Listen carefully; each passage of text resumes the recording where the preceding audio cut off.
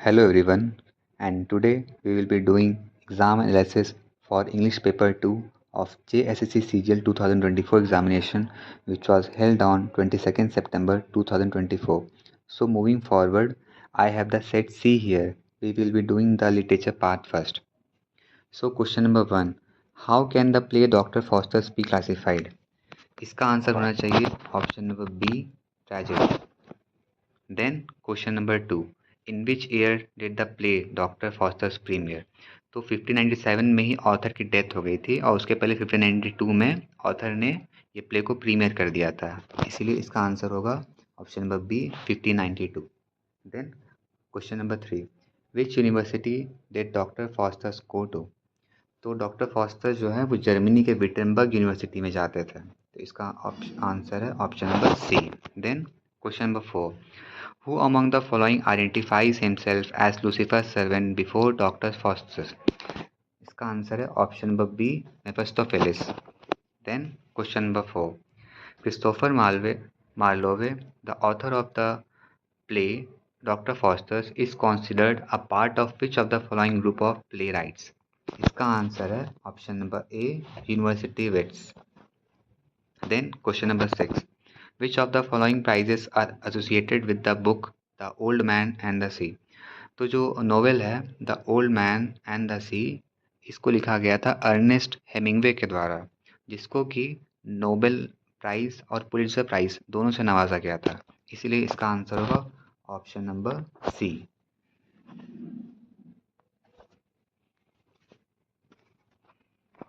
Then question number 7, what is the profession of Santiago in the Old Man and the Sea?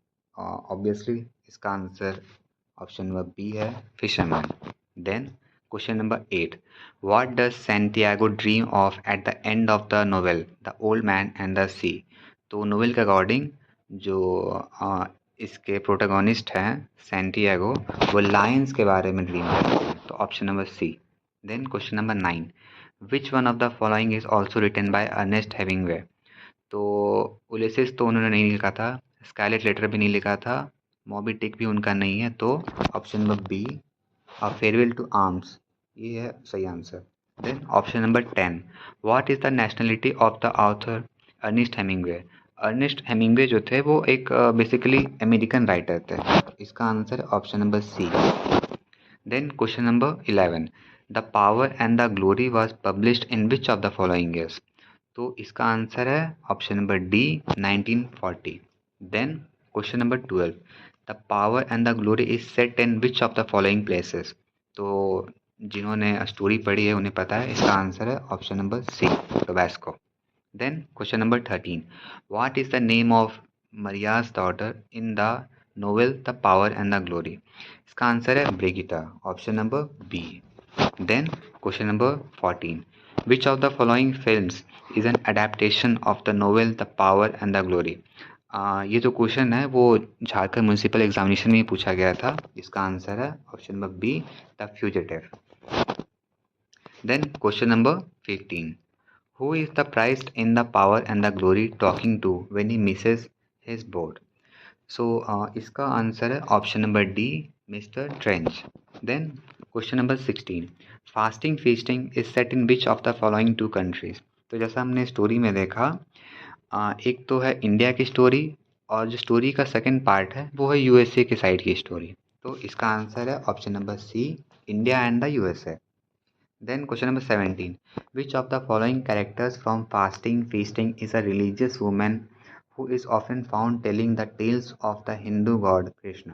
तो इसका answer है option number B, Meera मासी. मीरा मासी जो थी वही उमा को जो पुराने गॉड के स्टोरीज है वो उन्हें सुनाया करती थी, इसीलिए इसका आंसर है ऑप्शन नंबर बी.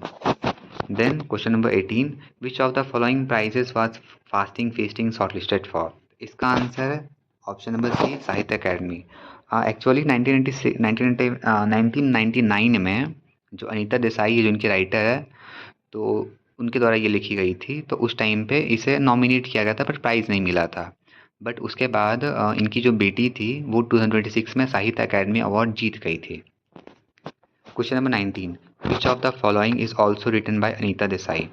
तो इसका answer option number B, the cry the peacock. Then question number 20, which of the social issues is most central to the novel fasting and feasting. तो जैसा कि हमने स्टोरी में देखा था, हमने वहाँ पे एक तरफ उमा और एक साइड पे अरुण की स्टोरी देखी थी, जो ऑब्वियस सी बात है जेंडर इनइक्वलिटी को दिखा रही थी। एक तरफ तो उमा तो अपने इंडियन फैमिली में जहाँ पे रह रही थी उसके साथ बहुत सारे डिस्क्रिमिनेशंस वगैरह हो रहे थे, और दूसरी तरफ अरुण जो कि एक लड़का था, तो उसे सारे के सारे फ्रीडम मिल रहे थे, फॉरेन कंट्री में पढ़ाई करने को मिल रहा था और बहुत सारे चीज़, तो जो कि जेंडर इनइक्वलिटी को दर्शाते हैं। Then question number 21, what is the name of the street on which Raman lives in the novel the painter of science. तो इसमें हमने देखा था, ये तो नोवेल में ही लिखा हुआ है, 11 street. Question number 22, what kind of campaigns is Daisy working with the painter of science. तो वो फैमिली प्लानिंग को लेके वर्क करती है, जिसमें कि उसने रमन का हेल्प लेके एक विलेज में गई थी और वहाँ पे फैमिली प्लानिंग के बारे में वहाँ के लोगों को बताया था। Then question number 23, which political development in India from among the following coincidences with the publication of the painter of science. तो ये इसका आंसर है ऑप्शन नंबर सी, इमरजेंसी, क्योंकि इमरजेंसी ऑलमोस्ट 1975 के अराउंड लगी थी, इंदिरा गांधी के जब वो पीएम थी उनके कार्यकाल के समय में।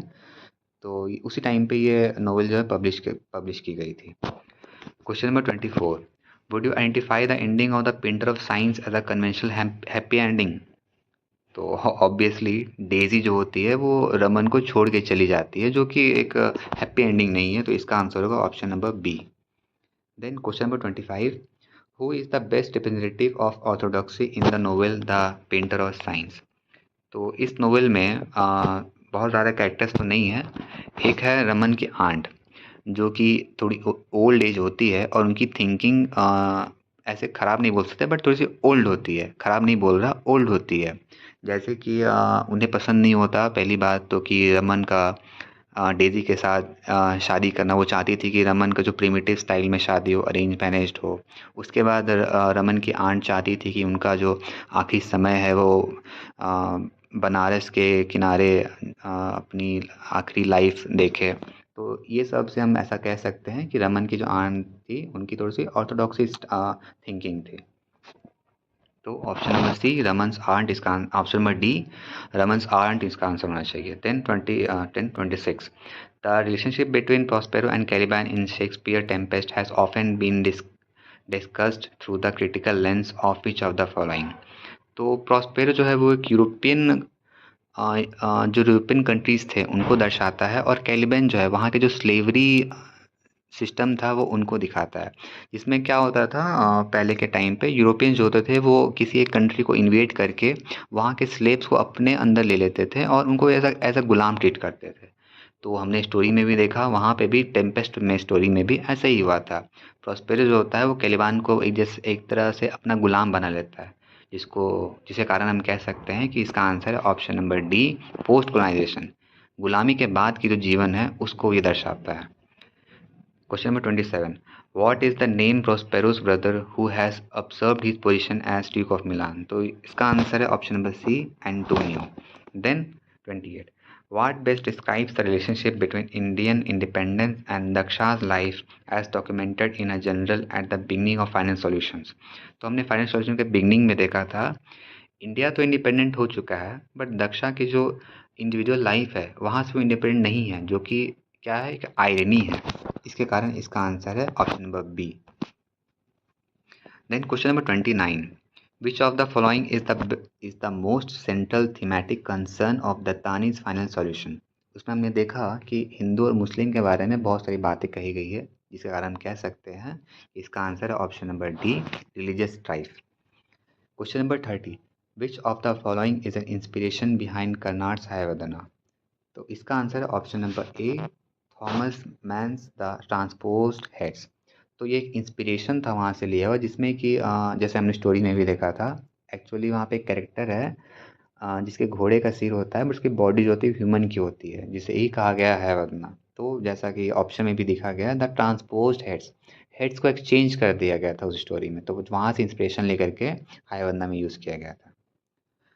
Question number 31, which avatar of a Hindu goddess features in the play Hayavadana? Option number B Kali, क्योंकि हमने देखा था कि स्टोरी के जो मेन कैरेक्टर्स हैं कपिला, देवदत्त और पद्मिनी, वो तीनों फॉरेस्ट में जब जाते हैं तो वहाँ पे एक मंदिर होता है जो कि काली माँ का मंदिर होता है। वहाँ पे ही उसके बाद जो आगे की फॉरवर्ड जो स्टोरी है वो चलती है। इस कारण इसका आंसर है option number B Kali. Then question number 32, what is the name of the love interest of Devdatta and Kapil in हायवरना?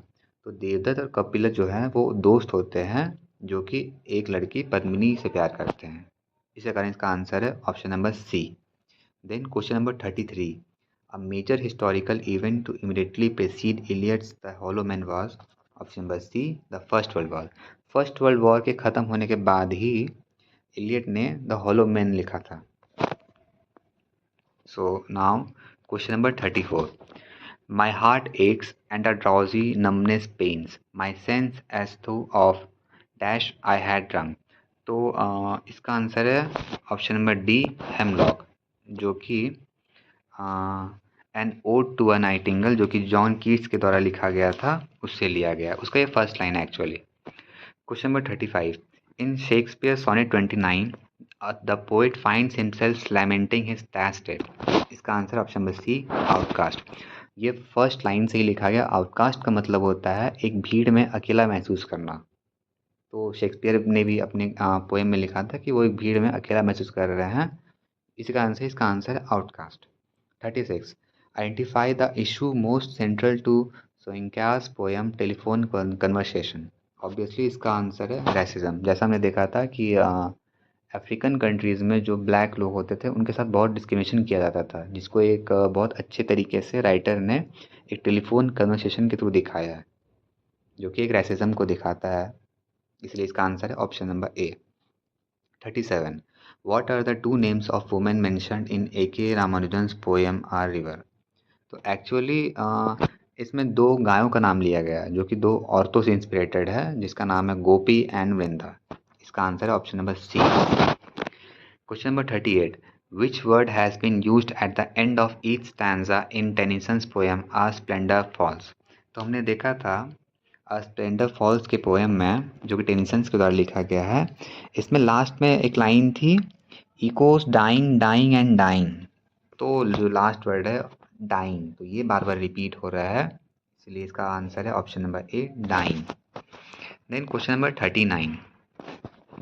What prompts Nilkanta to steal the ink stand in Tagore's the castaway? तो इसका आंसर है नन ऑफ द अबव। क्यों? क्योंकि story में भी लिखा गया है कि उसका पर्पस था बस वेंजेनेंस, बस बदला लेना था उसे। ना उसे कोई जेलेसी थी, ना कोई उसे पैसे चाहिए थे, और ना ही वो उसे रखना था इंस्टेंट को। बस वेंजेनेंस बदले के लिए ऐसा कर रहा था, इसलिए इसका आंसर है option number D. Then question number 40. What is the subject of the stories that Mr Baines that tells Philip in Greene's the basement room? इसका आंसर है option number A adventures in Africa. Mr Baines जो थे वो Philip, क्योंकि एक छोटा बच्चा है, तो उसको जो अफ्रीकन एडवेंचर्स के स्टोरी थे वो सुनाया करते थे। हाँ। Then question number 41. How does Nunez discover the valley of the blind in the country of the blind? तो नूनेस क्या करता है कि वो माउंटेन चढ़ने के दौरान उसका पैर स्लिप कर जाता है, जिसके कारण वो गिर जाता है। तब जाके वो उस country of the blind space को एक्सप्लोर करता है। तो इसका आंसर है option number B. Then question number 42. Which is the main crop people are dependent in the flood? तो हमने द फ्लड, जो कि A.K. रामानुजन के द्वारा लिखा गया है, उसमें हमने देखा कि पीपल जो है वहाँ पे राइस के ऊपर डिपेंडेंट है। तो इसका आंसर है option number D rice. Then 43. What is the name of the servant in a snake in the grass? तो इसमें ये तो इजी है, इसका आंसर है option number B Das. Then 44. When was the address on voluntary poverty delivered by Gandhi? तो इसका answer है 1931। Then question 45. Which of the following is one of the main themes of voluntary poverty? इसका answer option number B रिनंशिएशन। रिनंशिएशन का मतलब होता है त्याग, त्याग देना, जो कि हमने वॉलंटरी पॉवर्टी में देखा कि गांधी जी जो कह रहे हैं कि जो भी लग्जरी चीज़ें हैं उनको आप त्याग दो। तो इसका answer option number B. Then 46, which letter is silent in the pronunciation of the following words? Pseudo, जैसा कि पता चला प्रोनाउंसिएशन से ही, इसमें option number B P silent है। देन सोलेम, सोलेम, तो इसका जैसा कि प्रोनाउंसिएशन में पता चल रहा है एन साइलेंट है, इसीलिए इसका आंसर है बी। देन 48, सिलेबल्स, सिलेबल्स का मतलब होता है एक वर्ड को कंसेक्यूटिव बिना किसी ब्रेकेज के बोलना, वो एक सिलेबल काउंट होता है। तो जैसे कि 48 में प्रोनाउंस करके एक बार देखो, लार्ज, कोई ब्रेकेज नहीं है, इसके कारण इसका सिलेबल है only one. Then 49, medium, medium, 3 बार ब्रेक हो रहा है, तो 2 बार ब्रेक हो रहा है, तो 3 वर्ड्स बन रहे हैं मीडियम, तो इसी कारण से इसका आंसर है 3, 3 सिलेबल्स बन रहे हैं मीडियम। सिमिलरली जाइगेंटिक, जाइगैंटिक, तो इसका आंसर है option number C 3। So now we will do the second part of this question paper, that is the grammar portion. 51, Kritika was dash a party last evening. So the answer will be at. 52, Sam dash gone to his friend's house yesterday. The answer will be had. Actually here the question is wrong. Here as it is written yesterday, the answer should be went, but as it is not in the option, we will take option C, had. 3, Peter will go dash his college tomorrow. Peter will go to his college tomorrow. 54, Jessica called Radhika and said that she is dash a bus to her hometown. Here the answer will be in. Jessica called Radhika and said that she is in a bus to her hometown. 55, the parents decided that the children will travel dash a car. The children will travel in the car. 56, pick the most appropriate synonyms for the underlined words in the following sentences. So 56, she was content with her marks in her final exams. So here content means happy, so we will take option number A, happy. 57, Shreya was envious of Priya when the latter secured the first position in their final marks. So envious, we have to find. So envious means jealousy. So here option number C.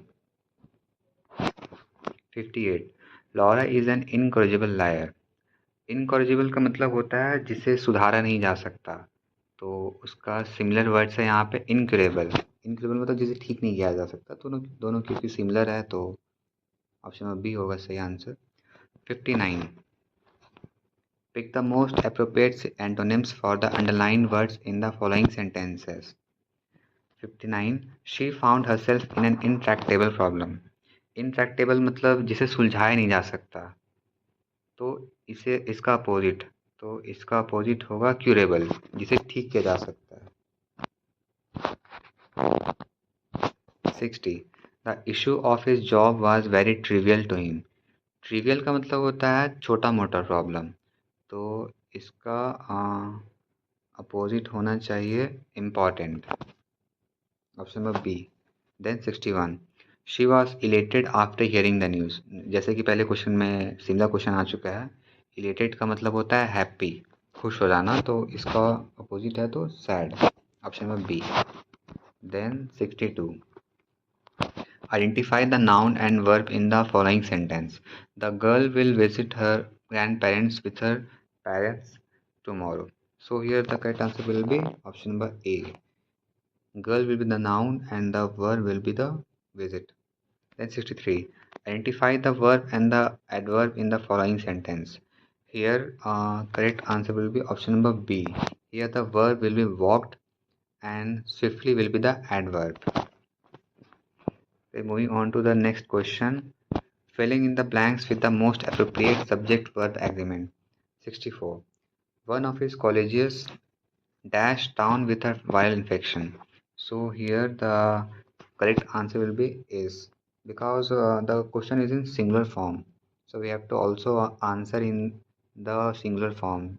Here you can see clearly that option by A, C, D is showing in the past tense, but we have to find the answer in previous. So in the present tense. So here is will be the right answer.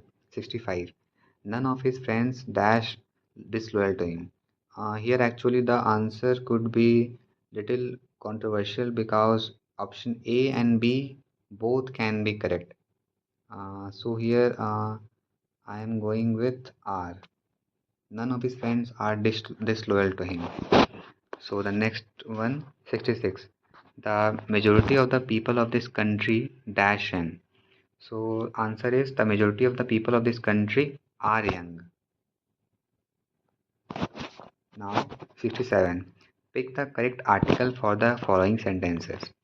So either John or Jacob dash out of station. So either Jan or Jacob is out of the station. Option number B. Then 68. The president will address dash people of her country today. The president will address the people of her country today. Because यहाँ पे एक rule है, people और country दो nouns के बीच में अगर of लगता है तो उसके जस्ट पहले वाले स्पेस में द होना चाहिए, इसलिए यहाँ पे द होना चाहिए answer. The president will address the people of her country today. Then 69. It is essential to carry dash umbrella during monsoon. ये तो ईजी है क्योंकि अम्ब्रेला वर्ड्स यूज़ हो रहा है, तो जैसे बचपन से लोग पढ़ते आ रहे वोवेल्स और कॉन्सोनेंट, तो यू है इसलिए यहाँ पे एन यूज करेंगे, an umbrella. 70. Dash vast majority of the world's population will be infected by the new virus. So here the answer will be A. Now 71. Pick the correct spelling from the following.